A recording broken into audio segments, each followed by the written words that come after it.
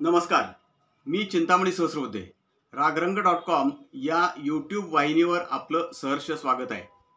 मित्रांनो, सांगली जिल्ह्यामध्ये स्थानिक स्वराज्य संस्थांच्या निवडणुकीसाठी भारतीय जनता पक्षाला वगळून सर्वपक्षीय विरोधी विकास आघाडी तयार करायचे प्रयत्न सुरू आहेत. त्या संदर्भातली पहिली घोषणा, अधिकृत घोषणा जर कोणी केली असेल तर ती माजी खासदार संजय काका पाटील यांनी केली. त्यांनी त्या दृष्टीनं आपली विकास आघाडी जाहीर सुद्धा केली. एवढंच नव्हे तर त्यांनी आज म्हणजे मंगळवारी तासगावमध्ये शेतकऱ्यांच्या कर्जमाफीच्या मागणीसाठी रास्ता रोको आंदोलन सुद्धा केलं. आता भारतीय जनता पक्षाच्या विरोधातली ही जी आघाडी आहे याच्यामध्ये कोण कोण सामील होणार आणि याचं नेतृत्व कोण करणार अशी चर्चा गेले अनेक दिवस सुरू आहे. राष्ट्रवादीचे ज्येष्ठ नेते आमदार जयंत पाटील हे अशा पद्धतीची आघाडी संपूर्ण जिल्हाभर व्हावी आणि जिल्ह्यातल्या सर्व स्थानिक स्वराज्य संस्थांच्या निवडणुकीमध्ये म्हणजे अगदी सांगली, मिरज, कुपवाड महापालिकेच्या निवडणुकीसह जिल्हा परिषद, पंचायत समित्या, सगळ्या नगरपालिका इथं सुद्धा अशीच आघाडी तयार व्हावी आणि भारतीय जनता पक्षाला चारी मुंड्या चित करायचं या दृष्टीनं सगळे प्रयत्न हे जयंत पाटील यांनी सुरू केलेले आहेत. हे गेले कित्येक दिवस सुरू केलेले आहेत. आता यातला प्रश्न असा होता की या आघाडीमध्ये प्रामुख्यानं काँग्रेसचे नेते आणि खासदार विशाल पाटील तसंच काँग्रेसचे युवा नेते आणि आमदार डॉक्टर विश्वजित कदम हे सहभागी होणार का? अर्थात महाविकास आघाडी असल्यामुळं त्यांचा काही तो प्रश्नच नाही आहे. महाविकास आघाडीत काँग्रेस हा पक्ष आहेच प्रमुख, राष्ट्रवादी काँग्रेस आहेच आणि शिवसेना पण आहे, उभाठा. परंतु सांगली जिल्ह्यातली एकूण राजकीय परिस्थिती पाहिली तर विश्वजित कदम आणि खासदार विशाल पाटील हे जयंत पाटलांचं नेतृत्व मान्य करून त्या आघाडीत सहभागी होणार का भारतीय जनता पक्षाच्या विरोधातला, हा प्रश्न गेले अनेक दिवस चर्चेमध्ये आहे.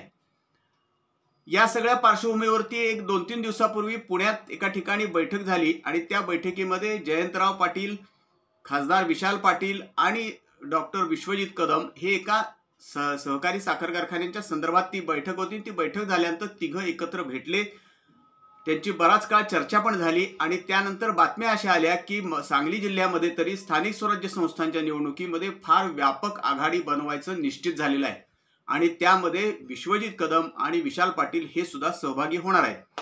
अशा बातम्या सगळीकडे प्रसिद्ध झाल्या आणि त्या बातम्यांच्या वरची शाई वाळतीये नाही वाळतीये तोवरच सोमवारी अंकलखोप म्हणजे सांगली जिल्ह्यातल्या पलूस तालुक्यातल्या अंकलखोप इथे एक जंगी कार्यक्रम झाला. अर्थात तो शासकीय कार्यक्रम होता आणि त्या कार्यक्रमाच्या व्यासपीठावरती भारतीय जनता पक्षाचे नेते चंद्रकांत दादा पाटील, पालकमंत्री सांगली जिल्ह्याचे, आणि विश्वजित कदम आणि विशाल पाटील हे तिघं हजर होते. त्या तिघांची जी भाषणं त्या कार्यक्रमामध्ये झाली संपूर्ण आणि एकमेकांच्या बद्दल अतिशय गौरवोद्गार काढण्यात आले, एकमेकांच्या बद्दल चांगलं बोलण्यात आलं. एवढंच नव्हे तर विश्वजित आणि विशाल यांनी चंद्रकांत दादा पाटील यांना अशी विनंती केली की तुम्ही आमचं पालकत्व स्वीकारा म्हणजे विकास निधीच्या बाबतीत, आणि ह्यात काही राजकारण नाही असं त्यांनी सांगितलं. हा प्रश्न फक्त विकास निधीपुरता आहे, हे खरं आहे. पण चंद्रकांत दादा पाटील यांनी फार मार्मिकपणे त्या कार्यक्रमामध्ये भाषण केलं आणि ते म्हणाले की आज जरी तुम्ही मला फक्त विकास निधी पुरतंच पालकत्व माझ्याकडे देत असला तरी उद्याच्या काळामध्ये काय लपलेलं आहे काही सांगता येत नाही, कदाचित तुम्ही आमच्याबरोबर सुद्धा असाल, असा मिश्किल एक टिप्पणी सुद्धा त्यामध्ये चंद्रकांत दादा पाटील यांनी त्यांनी त्यांच्या नेहमीच्या शैलीमध्ये केली. आता हा कार्यक्रम पाहिल्यानंतर आणि त्याआधी 2-3 दिवस झालेली बैठक लक्षात घेतली तर विश्वजित आणि विशाल पाटील हे दोघं जण जयंतरावांचं नेतृत्व मानून त्या आघाडीत जाणार का, भाजप विरोधी आघाडीमध्ये, का स्वतंत्रपणे आपलं छावणी ते उभी करणार, असा प्रश्न साहजिकच निर्माण होतो. अंकलखोप मधला जर कार्यक्रम पाहिला तर त्यांचे चंद्रकांत दादा पाटील पालकमंत्री यांच्यावर जे सौहार्दपूर्ण अतिशय संबंध आहेत असं स्पष्ट झाले. दोघांच्याही भाषणातून तसं स्पष्ट झालं. आणि प्रत्यक्षात मात्र जेव्हा सांगलीमध्ये राष्ट्रवादीचा मोर्चा आणि मोठा मेळावा झाला होता त्या मेळाव्यामध्ये खासदार विशाल पाटील यांनी असा स्पष्ट इशारा दिला होता की आज आम्ही जयंतरावांच्या बरोबर आहोत, त्यांच्यावर जी टीका झालेली त्याचा आम्ही निषेध करतो, परंतु हे सगळं जरी खरं असलं तरी जयंतराव आमचा भविष्यामध्ये करेक्ट कार्यक्रम करणार यात आम्हाला काही शंका वाटत नाही. म्हणजे पालकमंत्री चंद्रकांतदादा पाटील जे भारतीय जनता पक्षाचे नेते, त्यांच्याबद्दल विश्वजित आणि विशाल पाटील अंकलखोपमध्ये ज्या अतिशय सौम्यपणानं बोलले, अतिशय आस्थेनं बोलले, त्या तुलनेमध्ये त्यांनी जयंतराव आमचा पुढच्या काळात कार्यक्रम करणार, करेक्ट कार्यक्रम करणार असा इशारा पण देऊन ठेवलेला होता. ह्या सगळ्या पार्श्वभूमीवरती आता प्रश्न असा निर्माण होतोय की जयंतरावांचं नेतृत्व मान्य करून भाजप विरोधी आघाडी बळकट करायकरता म्हणून हे दोघं जण हातभार लावणार का? याचं एक निश्चित असं कारण आहे की आजच्या परिस्थितीमध्ये जयंतराव पाटील असतील किंवा खासदार माजी खासदार संजय काका पाटील असतील, हे आता अगदी अटीतटीचा सामना म्हणून या मैदानात उतरलेले आहेत. त्या तुलनेनं विश्वजित कदम आणि विशाल पाटील यांच्या दृष्टीनं हा काही एवढा अटीतटीचा सामना नाही. त्यामुळं यात किती ताकदपणा लावायची आपली आणि पुन्हा राजकारण नंतरच्या काळात पुन्हा फिरलं तर काय, असा सुद्धा कदाचित सवाल निर्माण होऊ शकतो, असाही विचार त्यांच्या डोक्यात असू शकतो. त्यामुळं आज नेमका प्रश्न असा आहे की विश्वजित कदम आणि खासदार विशाल पाटील हे जयंतरावांच्या बरोबर जाणार का? त्यांचं नेतृत्व मान्य करणार का? ते भाजप विरोधात आहे, त्यात काही शंकाच नाही. त्यांनी अंकलखोपच्या कार्यक्रमात सुद्धा दोघांनी स्पष्ट केलं की हा कार्यक्रम राजकीय नाही, आमचं वक्तव्य सुद्धा राजकीय नाही. आज आम्ही इथं पालकमंत्री म्हणून त्यांच्या संदर्भात बोलतोय, याचा अर्थ आम्ही काही त्यांच्या बरोबर काम करणार आहे असं नाही, हे त्यांनी क्लिअर केलेलं आहे. त्यात चंद्रकांत दादांनी बऱ्यापैकी ते क्लिअर केले. परंतु एवढा आस्थापूर्वक भाषणं जर आपण पाहिली, अतिशय काय म्हणू आपण त्याला, एकमेकांच्या बद्दल अतिशय किती चांगुलपणा आहे त्यांच्या मनामध्ये, असं त्या भाषणातून दिसत होतं. ते पाहिल्यानंतर अशा अनेक शंका निर्माण होतात आणि त्यामुळं या भाजप विरोधी आघाडीचं नेमकं काय होणार असा प्रश्न साहजिकच निर्माण होतो. आता संजय काका पाटील यांनी का आज तिथं म्हणजे आज मोर्चा काढला आणि रस्ता रोको आंदोलन केलं. एक प्रकारे ते पुन्हा एकदा मैदानात उतरलेत असं दिसतंय. परंतु तिथं सुद्धा आमदार रोहित पाटील यांच्यासमोर सुद्धा फार मोठं धर्मसंकट आहे. संजय काका पाटील यांच्याबरोबर हात मिळवणी करायची का नाही करायची असा सुद्धा त्यांच्यासमोर पेच प्रसंग आहे. कदाचित वरून जर काही आदेश वगैरे आले तर ते करतीलही.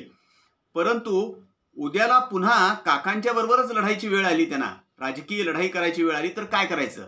आज काकांच्या बरोबर आपण गेलो आणि काका आत्ताच्या सगळ्या परिस्थितीमधून बाहेर पडून ते पुन्हा एकदा शड्डू ठोकून मैदानात उतरले तर उद्या आपण काय करायचं, असा रोहित पाटील आणि त्यांच्या कार्यकर्त्यांसमोर सुद्धा प्रश्न आहे.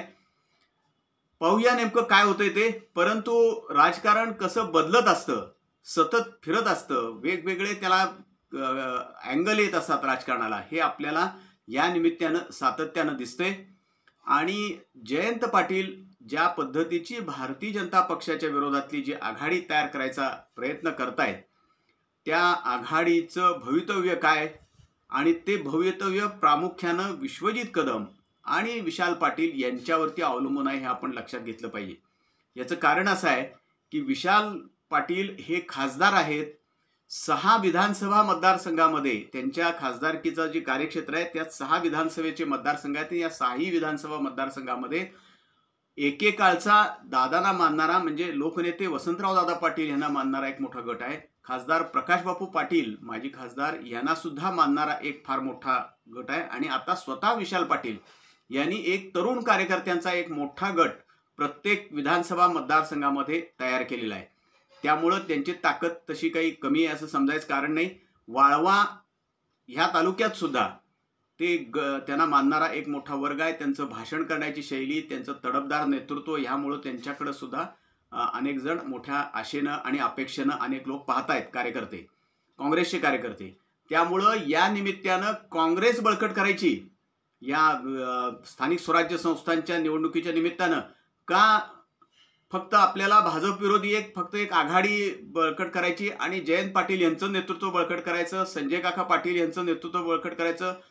विशाल पाटलांच्या समोर तर मोठा प्रश्न असणार आहे. कारण आताच लोकसभेच्या निवडणुकीतच काही वर्ष सव्वा वर्षापूर्वीच त्यांची आणि संजय काकांची लढाई झालेली आहे लोकसभेच्या मैदानामध्ये, लोकसभा मतदारसंघातल्या. त्यामुळं सगळ्यांच्या समोरच पेच प्रसंग आहे. आता ह्यातून ते कसा मार्ग काढतात पाहूया आपण. परंतु राजकारण मात्र सतत बदलत चाललेलं आहे.